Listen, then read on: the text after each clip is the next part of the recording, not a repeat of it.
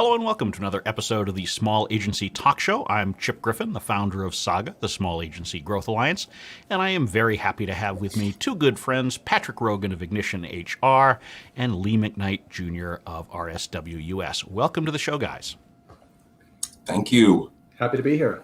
And it is good to have you both here. Lee, I notice you've taken off your glasses that you had on in the pre-show, which between the blue shirts and the glasses, we were starting to look like we had somehow coordinated here, and you were going to have to tell the difference by just looking at our hairlines. Yeah. No hairline, half a hairline, and a stinking full head of hair. So, like I said, three handsome guys. That's the new name of the show. Yes, I'm sure that people are tuning in for the eye candy. That is yes. What I'm confident in saying on this Friday afternoon in the middle of the summer. If you are tuning in right now, I appreciate it. If you have questions or comments that you'd like to share, please use the chat box on whatever platform you're watching on. If you're watching this on replay, just go ahead and use the comments, and I will go ahead and reply to those as well. But we're going to jump right into the show today because we have an important topic, and it's one that is challenging a lot of agencies right now, and that is hiring. And small agencies in particular, I think, are having a hard time finding those junior to junior mid-level employees, those with, say, less than 8 or 10 years of experience.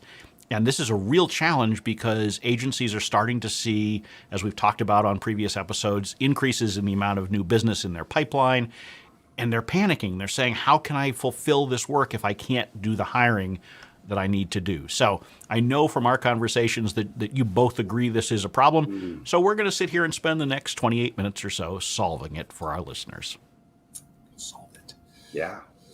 Yeah. So, no, it's an issue for sure. So how do we solve it, though? I mean, we agree it's an issue. It's something that we've all seen across geographies. It's not, this is not limited to just the big cities or something like this. It is across the board, something that agencies are struggling with. So how do you solve that, Lee? How do you, when you're talking with the agencies that you're working with and they're saying, gosh, we'd love to be able to generate some new business, but if we do, what's going to happen to us? I mean, how do you counsel them? Yeah. Yeah. And I think, it's interesting. We mentioned it when we were talking previously, and I was just looking at 2 articles in the last week from Forbes. People are fleeing the ad industry because of burnout and wanting to work from home. And Ad Age 4 days ago, marketers are quitting their jobs. Why the industry should brace for an exodus. And we talked this. I think there's 2 separate things going on, right? Both of those articles, when you read through, the big agencies predominantly is what they're talking about, which is not a huge shock, even pre-pandemic in terms of that burnout, right? But then moving forward to your question, Chip, and how do you solve it? Not seeing that as much, right, on the small agency side, which is where we predominantly focus. I know you all do as well, but it's not the burnout. It's quite the opposite. They're tending to stay. So that's one thing, is keeping those folks there, right? But the other is, in terms of, and especially the account management position. I know I've heard a ton of that, having trouble. And I just mentioned to you all, we had a agency interested in using our services and said, you know what, if we get any more new business right now, we could not fulfill it. We have to fill about 4 key positions right now. And we know we should be starting that, continuing the new business engine. And because you do that when you're flush, with all the work, that's when you should be starting something like that. And they just can't do it. So, I think it's definitely 2 things to think about, right? And Patrick, you brought this up too, is retaining those employees. Number one, those rock stars who aren't looking, but the market is just insane. And then also, how do you attract these folks? Because, and what are these agencies willing to do now post-pandemic? Let's say we're getting out of it, right? And we keep saying that in every show. The last 2 times I've been in the show. We've been saying it for months now, Lee. Yeah. I know. But, you really have to think about, and I think a lot of small firms and have the ability to attract these folks when you're thinking about the work from home situation. And what are some of the other ways you can retain and or attract some of these employees that some of these bigger agencies maybe you're having trouble with? Yeah, and that's a great point that you have to start with retention, right? First, it's sort of like doctors say, first do no harm. You need to make sure that you don't make your hiring problem worse by doing things that are going to alienate your existing team. And we've talked about that on some of the recent episodes as well. And how do you handle some of the concerns or requests that your existing employee base may have? Yeah. But Patrick, as you're talking with clients and helping them through the hiring process, how do you go about finding people in a labor market like what we're seeing now? And do you have to change any of your normal processes or behaviors? Well, the concept of recruiting is something that in a lot of my clients, it's like an on or off again thing. And what I found is that with recruiting, there's a whole lot of inertia there. So if you stop recruiting, it's kind of at your own peril, because starting it back up again just takes a huge amount of effort. So in a perfect world, right, it would be great if we could just hire someone to find any hole that we have in our organization, and we could afford to pay the fee for them to do that. Reality is there are certain positions where that totally makes sense. But for a lot of positions, we need to find an inert way to do that. We either need to use our resources or resources of our staff or our colleagues to help us find the talent that we need. And we need to do it in an affordable way that fits our budget. And I think the first step is by not ever turning off recruiting, by always be looking for new talent, particularly in a down market. Think about it. It's a perfect time to find a rainmaker, right? You could potentially get when you couldn't in a hot market. And in a hot market, for heaven's sake, you can't lose talent because you got a ton of work, and you want to keep it up. So from a high level, I think the most important thing is never, ever, ever stop looking for talent. And we can go into details in terms of what that means. Conceptually, there are a lot of steps to it. And for an agency owner, you have to do this yourself. Like you can't just outsource it. And we can go over some of the steps that are involved. But essentially, it's kind of like eating an elephant. How do you do that? Well, you start one bite at a time. And if every day you're taking a bite or two and you're moving the needle, then I think that's a good way to stay up in front of it and kind of prepared for unforeseen things that may happen down the road in terms of either losing existing staff or bringing in new business that you had anticipated as well too. Each of those are surprises with the same outcome from a talent side. Yeah, and I think that the always be recruiting mindset is an important one, because as you point out, if it's a difficult labor market, it makes it easier, and if it's a good labor market, then maybe you find some good buys, if you will. But what I've seen is that a lot of agency owners tend to do that much better when they're looking at the more senior positions, because typically once you've become an owner, that's your network, right? You're not typically networking with the AE level folks, and so how are you always recruiting and achieving that? And I like one of the things you said, Patrick, about using your team to help in the recruiting process, because your team is a huge asset, and your team knows people like themselves. And that's good and bad, right? It's good because it means that if they're high quality players, you can get more high quality players like them. There is, of course, the research that suggests that also tends to lead to less diverse teams and things like that. So, we do have that counter pressure, but right now it's really just about filling the slots. You want to have the higher ideals in mind, but at the same time, you got to get butts in seats, right? Yeah, absolutely. And setting that expectation and teaching the skills that your employees need to reach out to their networks are things that certainly are in your best interest as an agency owner, but they're also in your employees' best interest, because as they're reaching out in their networks to potentially find new hires for your agency, they're also building their network for their needs down the road too. So that's a good skill to have. It's a good muscle to exercise. Yeah. And they are going to have networks that are going to fit the type of people you want to hire. If you have account managers and they're reaching out to their network, showing them how to do that, whether it's through LinkedIn or other social media sites, helping them understand how that works. and letting them know that they're contributing to the future of your agency. Those actions may seem like kind of like a pain and off the mark in terms of what you have to do for the day, but they are critical for the future of the practice. And my experience is employees take a lot of ownership in that. When I refer someone to work for your agency and my agency as your employee, then I have a vested interest. I've got skin in the game now, and I want to make sure that person's going to be successful in that role.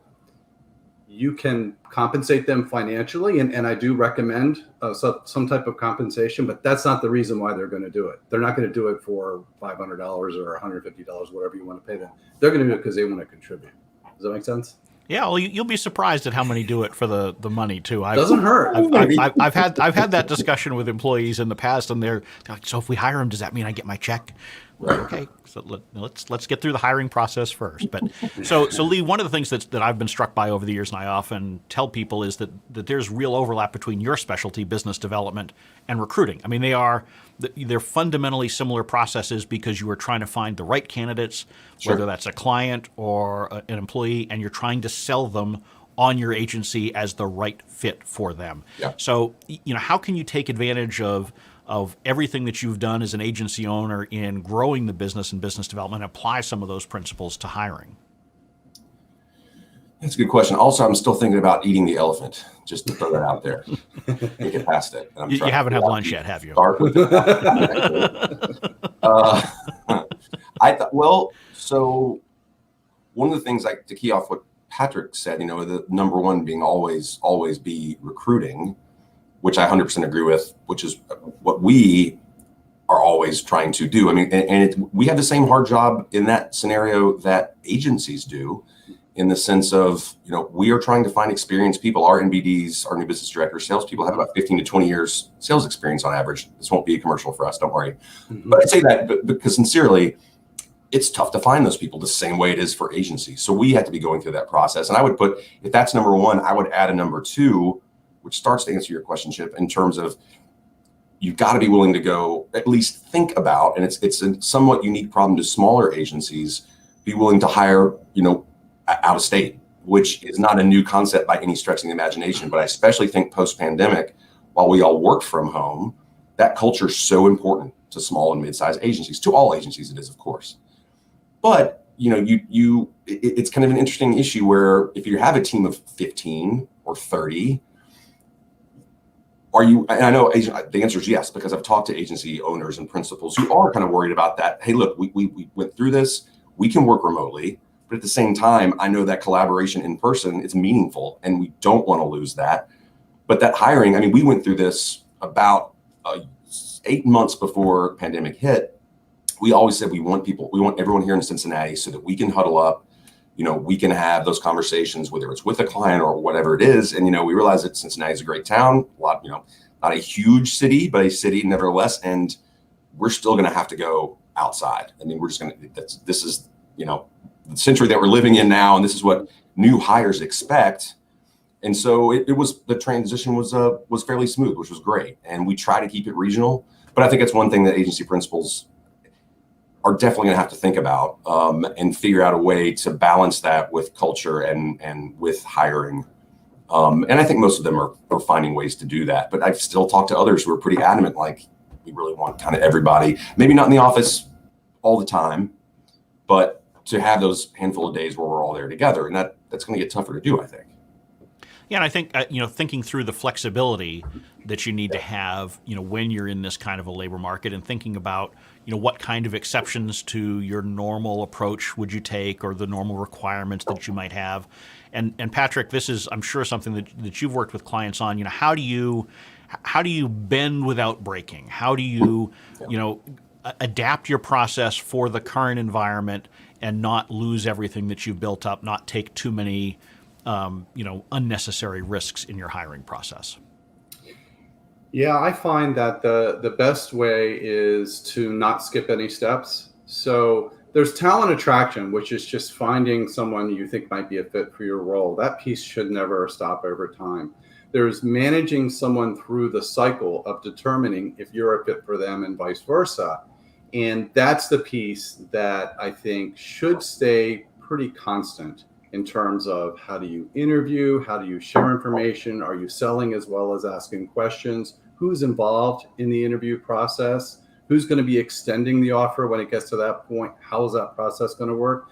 I think it's important to have that piece really, really buttoned up, because on that first piece, which is the elephant piece, in finding and attracting and getting someone potentially to the table, whether they're local or outside of the area, that piece is the most time intensive and the most critical. And I think that's what most organizations are missing. But for heaven's sakes, when you've had success with that, don't lose them because your process is just sort of haphazard and doesn't have any structure to it, because that is something that potential new hire is going to be looking at you in terms of how your organization is going to run. The way you recruit me is the way I assume you run your organization. That's scary sometimes.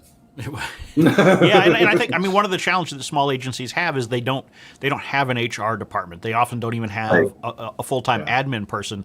So a lot of times the hiring process does become meandering, not because they have any intent to drag it out, but because the owners, the leaders are trying to manage existing clients and keep the pipeline moving and all of these things. And so you're trying to balance all of the demands on your time. But it strikes me that in times like these, you need to be particularly cognizant of not letting that process slow down so much that you're losing valuable talent because they see you, perhaps dragging their heels, or perhaps because, they started looking, they started interviewing, and someone else jumped in with an offer before yours, even though maybe yours would have been the one they would have taken if it was timely. Yeah. I had a question for both of you. You tell me how much importance to place against this. I just know from at least a few folks in the agency world that were looking how important Glassdoor is. When you look at, I think some of these agency principals never think about it or don't look at it. And I'll look sometimes because part of my job is to reach out and get agency clients for us. And there's some horrendous things on there. Like the owners of this agency, and they'll go off like, this is a horrible, blah, blah, horrible place to work.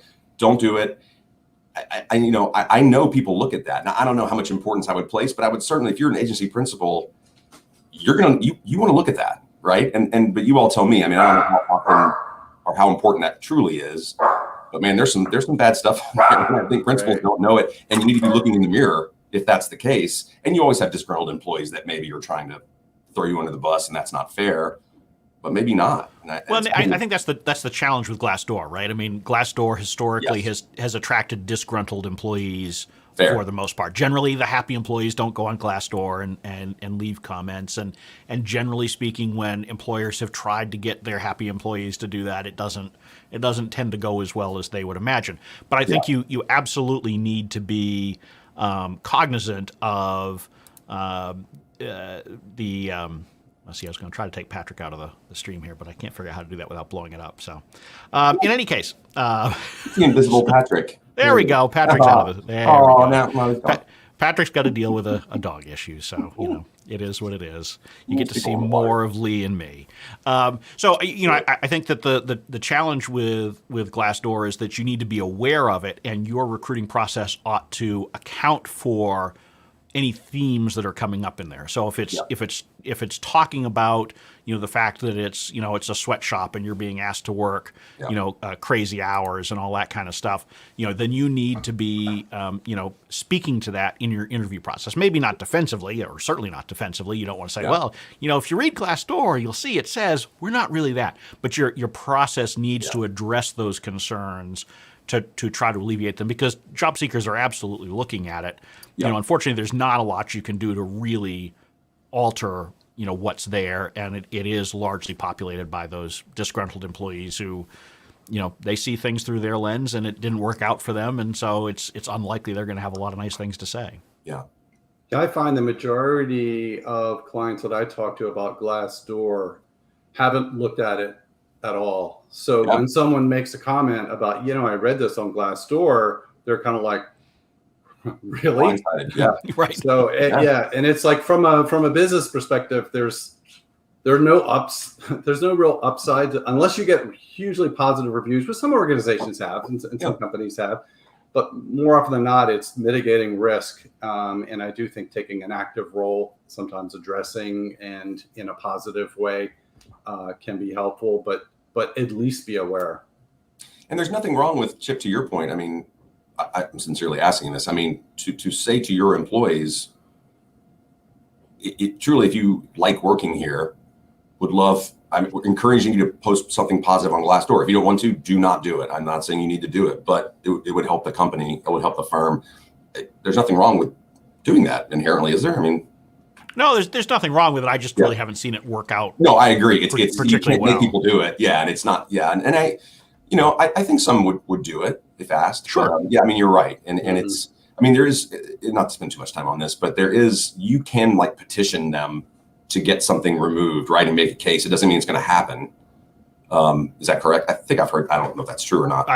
But most of these platforms allow it. I'm not specifically familiar with what their policy is, but I'm sure it's not easy to do. No, and at the end of the day, most of the time, at least that I've seen the negative stuff, there is an element of truth to what is being said. Mm-hmm. It's just being carried to an extreme, right? And so, I think if you're the first step is to be aware of it, right? And a lot of owners may not even know that Glassdoor exists, or at least they're not looking actively at their own profiles there. And so you absolutely need to be doing that, so you know what's out there and the things that you have to combat. Yeah, just so you're aware. Let's flip this around, because we're talking about the red flags that Glassdoor may give about the employer that may be holding things back.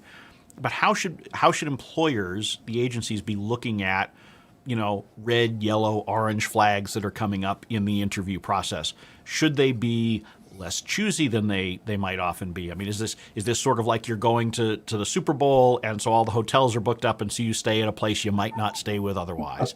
Should you be hiring someone right now because you need the manpower, you need the hours met, and so you might take a risk that you wouldn't have taken 6 months ago, and 6 months ago you might have said, well, we can drag this out for a little bit.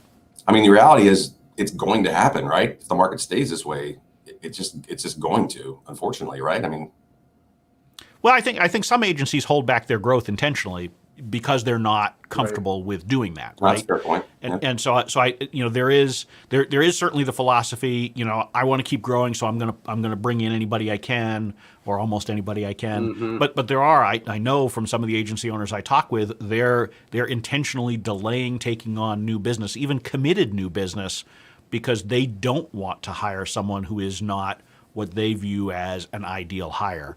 And I think from where I sit, I think you need to be, well, two things. And Patrick, you and I have talked about this a lot in the past. If you're going to hire, you need to be comfortable with firing. And so if you can wrap your mind around that outlook, it becomes a lot easier to take reasonable risks in hiring. Because the reality is, no organization is great at hiring. It's just, even the best organizations have a very high failure rate on new hires. Even if they may not terminate them, they realize months in, this is not, we didn't do the best job we could have with this slot. So to me, you have to be clear with yourself about what the red flag is versus what, the yellow or orange flags are, and take some reasonable risks, really, not just now, really any time, because if you're comfortable with the idea that you'll let them go if it's not a good fit, why not? Yeah. And I would say even a step further, your employees define your brand. Brand is defined as how other people see you, right? You can influence it, but you can't dictate it. It is determined by others. And who you hire has a significant impact on your brand and how they work for your clients and what they do in the work that you do. My biggest fear is that when an agency makes a hiring decision out of desperation, and I've never seen that work out well. It always works out bad. And sometimes it's delayed, but you know it's coming. And that's where I would say, Chip, what you were talking about before, about maybe making a decision to hold off new business because I don't have the quality of staff that I think I need to do that piece of work. I think that might be a better decision than pulling the trigger on something that is probably not going to work out well. That's the one area where I usually say, please don't. Yeah, and I think there's a big difference between desperation and reasonable risk, right? And, yes. And you need to figure out where that line is. And I Lee, I'm sure you're cringing at the idea of agencies turning away new business or slowing down their pipeline. And I sit here and I say, now is a time where a lot of agencies are seeing that increased demand, and you really want to take advantage of that if you can, because you don't know how long it's going to last. We don't know what the next 6, 9, 12 months or more holds. And so if you've got the opportunity to grow now, you really ought to try to find a way to take advantage of it, I think. No, it's 100% true. Whether it's a group like ours or however you're doing it, I mean, it's self-serving, but it is 100% true. I mean, stopping that new business engine just never works out, right? And because what it turns into, we talked about desperation. There's nothing worse than I've talked about this. I think maybe we have, prospecting behind the 8 ball or at new business when you're desperate.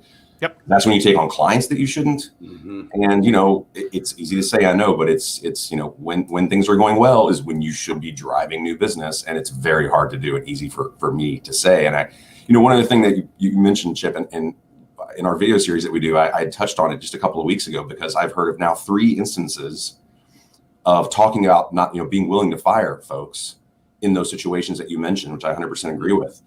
But I've talked to these agencies about over the last 6 weeks, where the pandemic helped us a little bit because everyone was home.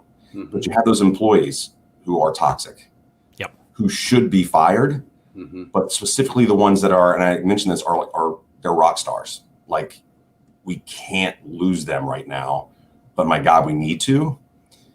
That's another layer. And I've seen some smaller agencies that are dealing with it right now. And at the end of the day, it's like, how important is your culture? And because of the way the market is, do you want to lose other employees because of that employee, which could very well happen, right? Because now people are starting to go back in the office, and it's going to become a bigger problem, or the problem that it was before. And that, I'm not sure how you solve that, other than the fact that sometimes you have to do what you have to do and think about the overall wellness of the firm. But that's a tough road, right? I mean, yeah. And that's a problem that agency world has had forever, right? Absolutely. You've always had, sort of the prima donna toxic employee who, either generates a lot of business or keeps clients really happy, or generates a lot of press, or, those kinds of things. And historically, agencies have given them a lot of latitude to behave poorly. Mm-hmm. And I think that is something that there is much less tolerance for amongst today's workforce. And so, as you point out, if you could avoid it while you were remote, now you can't as you're coming back to the office. And so it absolutely becomes an even more magnified problem now, because you're like, well, geez, I realized what it was like to work without that in my office. Right. Now I got to deal with it again. Yeah. So Patrick, how do you balance those out, and how do you figure out when you need to just, cut loose an employee who is a rock star from a performance standpoint, but toxic from, an employee interaction standpoint? So I've been there more than once. In 60 seconds or less, Patrick. Been there more than once. And certainly recognizing you have a toxic employee is step number 1, right? And what I find is that the worst thing you can do is nothing, because when you do nothing, that toxic employee behavior becomes like a cancer. Like, it becomes the new norm for the organization. So it won't be long before you see it in other places in your organization, maybe from people you never believed would behave that way. All of a sudden, this is spreading. So the first thing that I usually recommend agency CEOs or principals do is acknowledge it, right? First step, I have a problem, and this is it.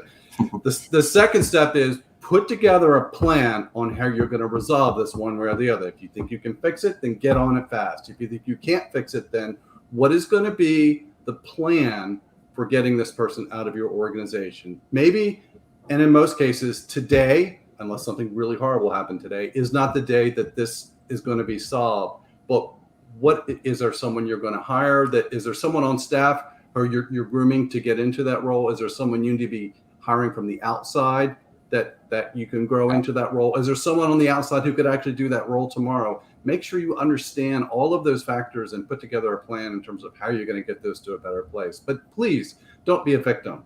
Don't just say there's nothing I can do. And I've seen this happen more than once. And year after year after year after year, this same cancer is festering in your organization. Please don't do that. Yeah.